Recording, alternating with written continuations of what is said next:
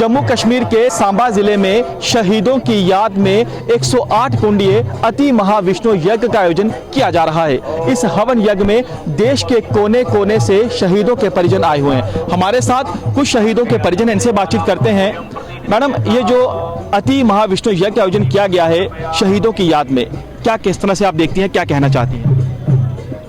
जे 39 महाविष्णु यज्ञ है, ये तो महाराज जी 99 में जब कारगिल में युद्ध हुआ था तब से 2000 से लेके आज तक महाराज जी हर परिवार का देख रेख कर रहे हैं। हर जगह इनका शहीदों का नमन कर रहे हैं, शहीदों के परिवार को देख रहे हैं।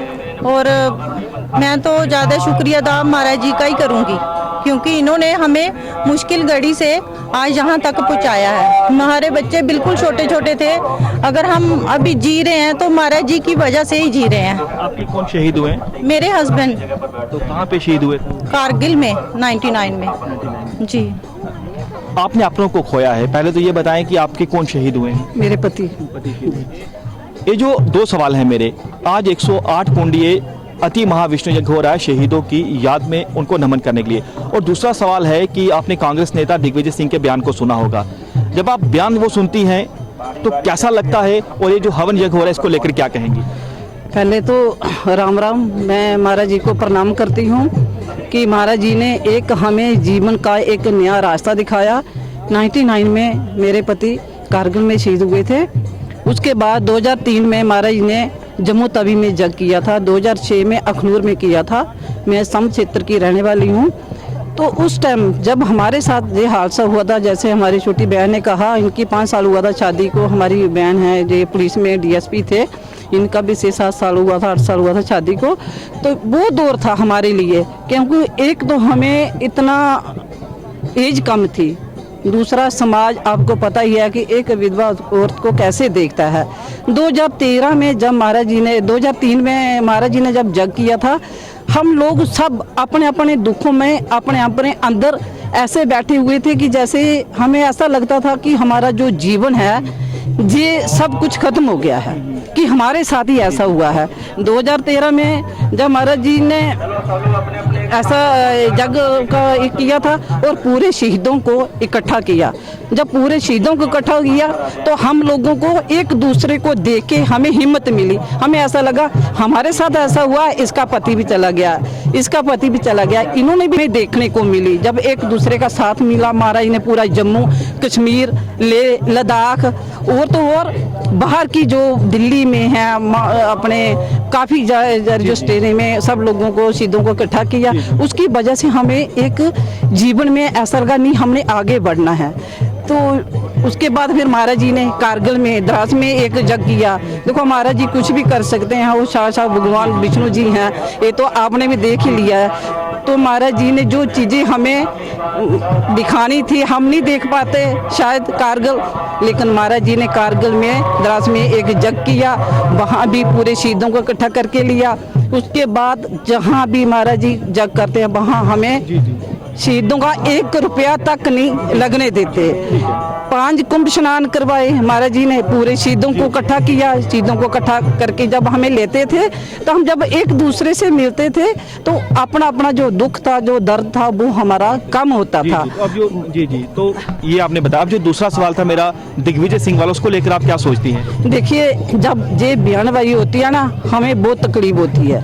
ये क्या जाने शहीद क्या होता है, उन परिवारों को पूछो जिनका पति चला गया, जिनका बेटा चला गया, जिनके छोटे छोटे बच्चे रहे। मेरा 2.5 साल का बच्चा था, इनकी 6 महीने की बेटी थी, इनके छोटे छोटे बच्चे थे।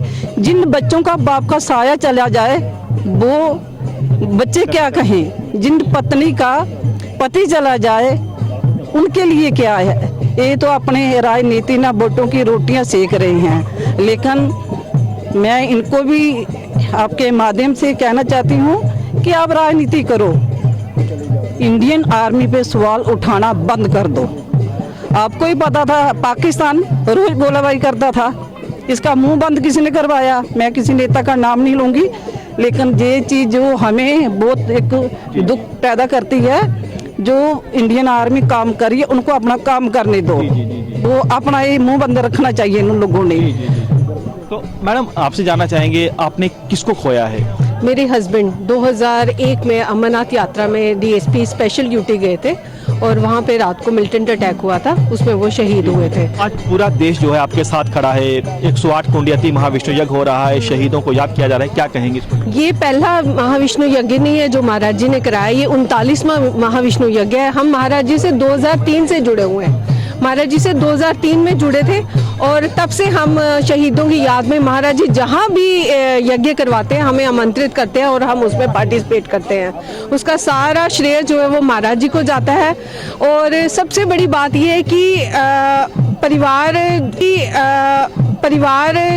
इतना कुछ नहीं कर सकता आत्मा की शांति के लिए, शहीदों के लिए, बट जब हम यहाँ पे आते हैं 10 लोगों के साथ जुड़ते हैं और एक वैदिक उसके साथ महाराज जी जब आत्मा की शांति के लिए यज्ञ कराते हैं तो उसमें एक हमें आत्मिक, अब मुझे नहीं पता कि इतनी नॉलेज नहीं है कि उसका उनको क्या मिलता होगा, सुकून मिलता होगा ये नहीं, बट मुझे अपने तौर पे आत्मिक सुकून मिलता है कि ठीक है कि मैं भी उनके लिए कुछ कर रही हूँ और एक समाज है जो सारे लोग जुड़ के उनके शहीदों के उसके लिए आत्मा की शांति के लिए यज्ञ कर रहे हैं, तो वो एक अच्छा कार्य है और इससे एक दूसरे के साथ हम मिल भी रहे हैं और एक आत्मा का शांति के लिए सुकून जो मिल रहा है हमें वो भी मिल रहा है। इसके हमसे बातचीत करने के लिए तो आप सुन सकते हैं तमाम उन शहीदों के परिजनों को जिन्होंने अपनों को खोया है, बता रहे हैं कि बेहद ज़्यादा दुखी हैं, लेकिन खुशी इस बात को लेकर है कि इस दुख की घड़ी में भी पूरा देश उनके साथ खड़ा है। कैमरामैन पवन के साथ पंकज शर्मा, न्यूज़ 24 सांबा।